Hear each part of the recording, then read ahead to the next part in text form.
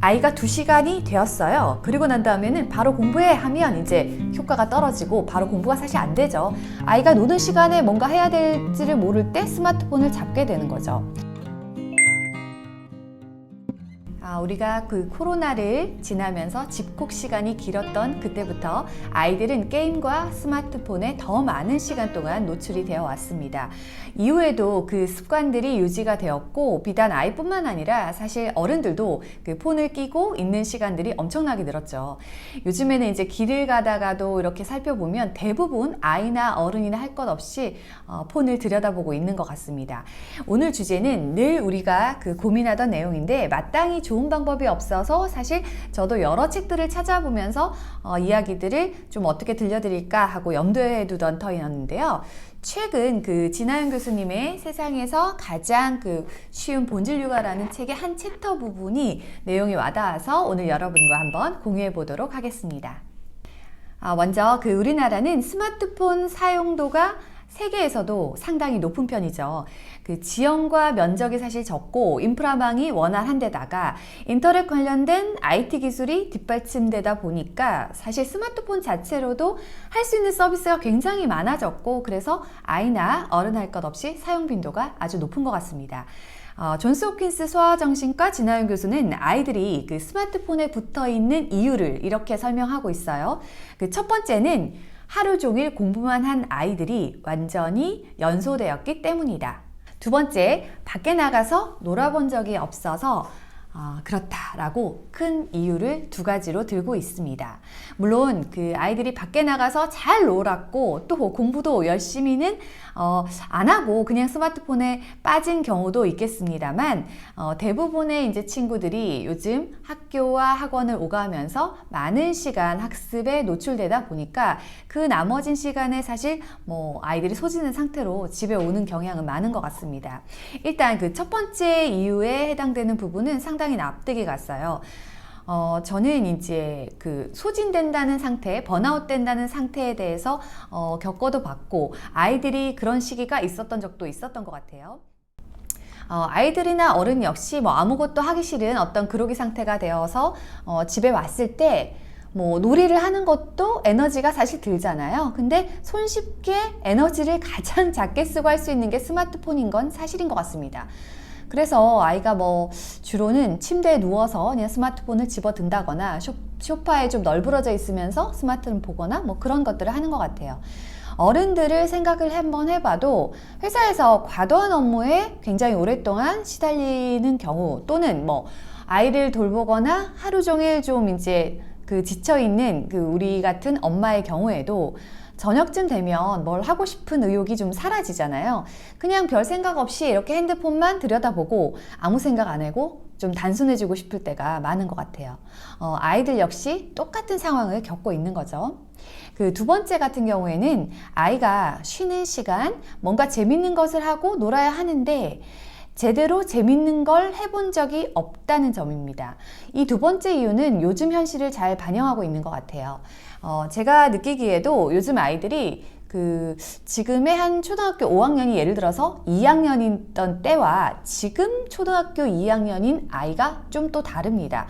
해마다 더 학습 환경에 노출이 되고 있고, 아이들의 선행 속도도 점점 빨라지고 있는 것이 사실입니다. 한글 때는 연령만 봐도 쉽게 알 수 있는데요. 그래서 아이가 심심해하면서 좀 스스로 재밌는 것을 찾게 그 부모가 그냥 두는 시간이 별로 없어진 건 사실입니다. 재밌는 놀이를 다양하게 해본 아이여야 놀 때 놀거리들을 좀 만들고 생각을 할 수 있는데, 그런 경험이 부족하다 보니까 아이가 노는 시간에 뭔가 해야 될지를 모를 때 스마트폰을 잡게 되는 거죠. 그리고 노는 데는 혼자 놀 수도 있지만 대부분은 친구나 형제자매가 필요하잖아요. 요즘 그 도시 아이들을 보면 외동 친구들도 물론 많거니와 한 초등학교 중학년, 고학년만 돼도 벌써 놀 친구들이 없어집니다.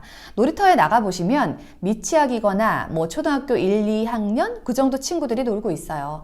아이들은 놀이를 어떻게 하는지 잘 배워볼 틈이 없었던 거죠. 정말 안타까운 현실입니다. 자, 그러면 이렇게 큰 이유를 두 가지로 얘기를 하였는데요. 이제 스마트폰이나 게임을 어떻게 절제하게 만들어야 할까요? 그 부모가 뭐 패밀리 링크 같은 것도 쓰고 있지만 시간 제한을 강력하게 둬야 가능할까요? 아니면 뭐 아이들의 핸드폰을 뺏는다거나 뭐 아이들이 뭔가 본인의 할 것들을 다 하지 않거나 뭐 그런 경우에 제한 사항을 두고 좀 강제화해야 될까요? 그 이미 스마트폰에 과몰입되어 있는 경우라면 이렇게 처방하면 좋다고 이야기를 하고 있습니다. 먼저 첫 번째는 그 스마트폰을 좀 덜하게 하고 놀거나 완전히 쉬어라 라고 되어 있어요. 이거 사실 글로는 굉장히 쉬운데 무척 어려운 일입니다. 이미 스마트폰에 빠졌다면 더없이 어려운 어떤 사안이 될 거예요. 이때 그 스마트폰을 줄이라고 하고 그 대신 나머지 시간에 학습 활동을 하라고 하면 더 갈등이 생기고 싸우게 된다고 이야기하고 있습니다. 그래서 그 처음에 이제 엄청 그 실랑이를 사실 저도 해봤고 실랑이를 하면서 더 사이가 나빠져 본 경험도 있습니다. 그래서 아이에게 스마트폰을 멈추라 라고 하는 그 시점에서는 바로 공부로의 이관, 학습으로의 전환은 어렵습니다. 그래서 단계적으로 순차적으로 밟아 나가야 하는데요. 스마트폰을 줄이게 하고 그 다음에 하는 활동을 다른 것으로 관심을 돌리게 하는 게 먼저라고 되어 있습니다. 자, 두 번째는 더 재밌는 것을 찾을 기회를 주라입니다. 이건 역시 만만한 일은 아닌데요. 특히 이 방법은 그 스마트폰에 완전히 빠지기 전 예방책으로 더 추천을 하고 있습니다. 이미 과몰입이 된 상태라면 빠져나가는데 시간과 노력이 훨씬 많이 걸리기 때문에 그 전에 예방을 하면 좋다는 의미인데요. 어릴 때 좀 더 많이 놀게 하고 특히 음악, 스포츠, 미술 등 예체능 같은 활동을 정말 즐겁게 해볼 기회를 충분히 줘야 한다는 것입니다. 아이가 그 스마트폰을 하다가 친구가 뭐 전화 와서 농구하자 라고 하면 바로 튀어나가는 아이들이 있어요. 이 친구들은 어릴 때 친구와도 많이 놀아봤고 또 사실 스마트폰보다는 친구와 이렇게 교류하면서 노는 게 훨씬 재밌다는 걸 느껴본 친구죠. 그래서 아이가 어린 시절이라면 특히 저학년이라면 좀 더 많이 놀 수 있는 기회를 주고 그리고 스마트폰 과몰입에 빠져들지 않도록 예방을 하는 게 우선입니다.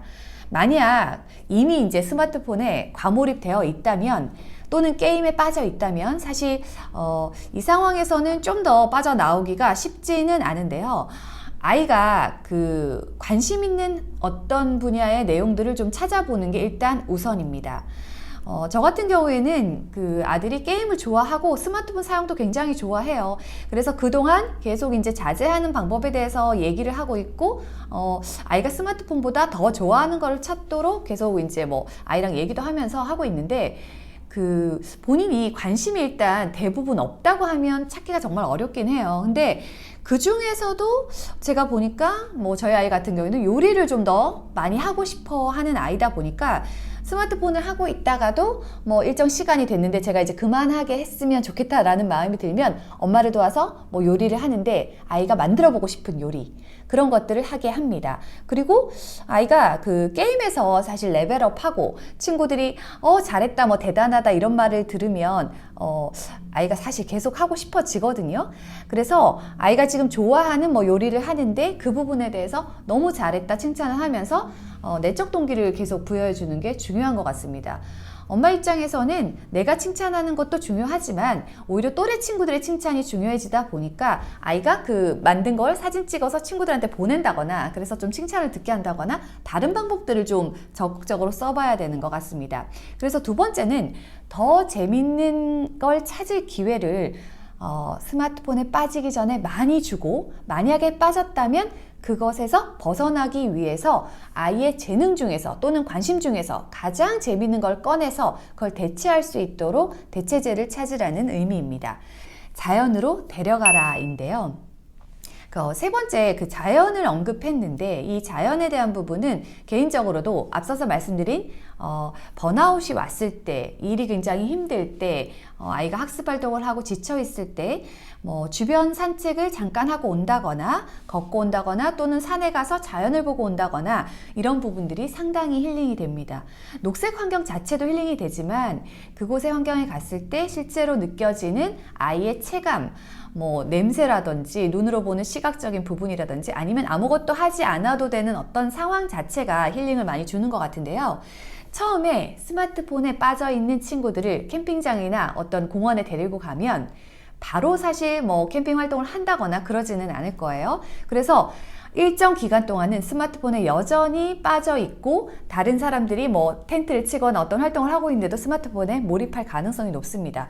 그래서 그 기간 동안 부모가 사실 한번 데려갔는데 부모 생각으로는 한 번에 전환이 되고 아이가 적극적으로 놀이를 할 줄 알았는데 노력을 부모는 하고 있지만 실제로는 그렇게 되지 않는 거죠. 그걸 계속 안정적으로 반복을 해야만 어느 시점이 되었을 때 4번, 5번 이렇게 갔을 때 아이가 그제서 주위에 관심을 돌리고 아마 참여를 할 가능성이 더 높아 보입니다. 자연이 주는 아이에게 행복감을 만끽하게 하면서 스마트폰에서 좀 더 빠져나오게 해야 하는데 이건 역시 사실 부모의 노력이 그 이전에 활동을 하는 것보다 훨씬 많이 든다는 생각이 들어요.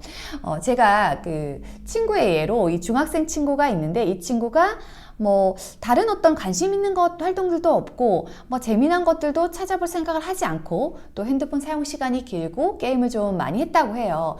그래서 아빠가 적극적으로 그 캠핑을 같이 하게 한 거예요. 그래서 처음에는 어떤 산에 조금 등반하자 하자 이렇게 해서 목표치를 점점 높여서 가고 그리고 아이의 역할들을 줬다고 해요. 지금은 캠핑에 많이 빠져 있어서 이 친구가 캠핑장에 가서 아빠랑 하는 활동들이 굉장히 좋아하고 적극적이라고 해요. 근데 그 시간과 노력을 제가 들어봤을 때 6개월에서 1년 더 길게는 더 많은 시간들을 투자해야 되고 그만큼 부모도 노력을 해야 되는구나 라는 생각을 사실 하게 됐습니다. 저는 이제 그 여건이 안 돼서 캠핑 가거나 공원에 간다거나 등산한다 이런 것들이 어렵다고 하면 그 자연이 주변에도 있잖아요. 그래서 아이랑 아침에 일어나서 산책을 해본다거나 아니면 아이 학교 갔다 와서 다른 활동을 하기 전에 같이 한번 이렇게 동네 공원이라도 걷고 온다거나 이런 것들로부터 시작해도 좋을 것 같다는 생각이 들고요. 아직은 이제 보시는 분들이 초등 시기이기 때문에 정말 과몰입된 경우가 그래도 다행히 아주 깊이 빠지지 않았을 시기일 수 있어요. 그래서 지금 시작을 해서 좀 초등 시기에 아이가 졸업할 때쯤에는 좀 그런 것에서 조절 능력도 생기고 빠져나올 수 있도록 노력해 보시면 좋을 것 같습니다. 자, 마지막 4번째는요. 자기 조절력을 키워라입니다. 사실 이 내용은 궁극적으로 우리가 해야 될 일이기도 하고 가장 중요한 부분이라고도 생각이 듭니다.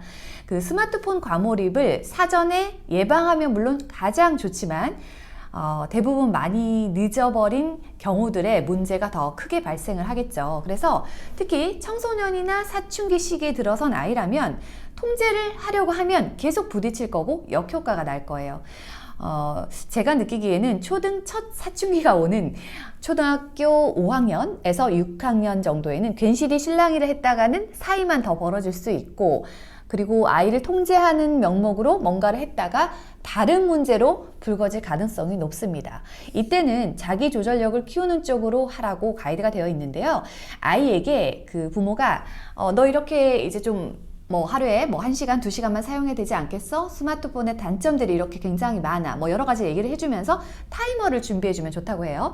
타이머도 내가 타이머를 눌러서 자, 2시간 됐잖아 하면서 아이한테 이제 강제화하지 말고 타이머를 주고 너가 이거 맞춰서 시간 가는 거 핸드폰에 빠졌을 때 시간이 어떤 속도로 가는지도 한번 해보라고 하고 타이머를 사용하면서 스스로 조절력을 키워보라고 하는 거죠.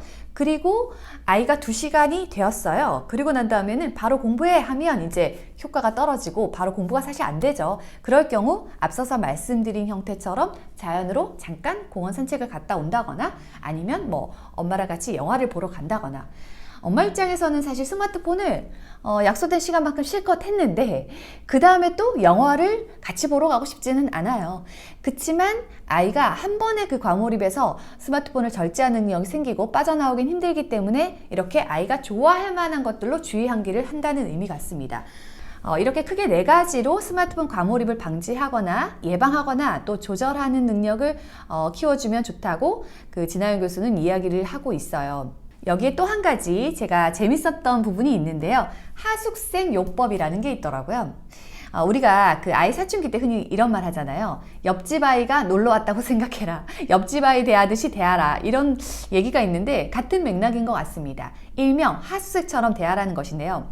아이가 늦게까지 스마트폰 보면서 불을 켜고 놀고 있어요. 그러면 그 하숙생이잖아요. 하숙생, 우리 집 사람들은 11시면 자는데 그 학생방에서 계속 소음이 나고 불빛이 흘러나와서 되게 힘드네. 어떻게 생각해? 이렇게 물어본다거나 아침에 거의 밥을 못 먹잖아요. 늦게까지 핸드폰을 봤으니까. 그러면 우리 집 아침 밥 시간은 뭐 7시 30분이야.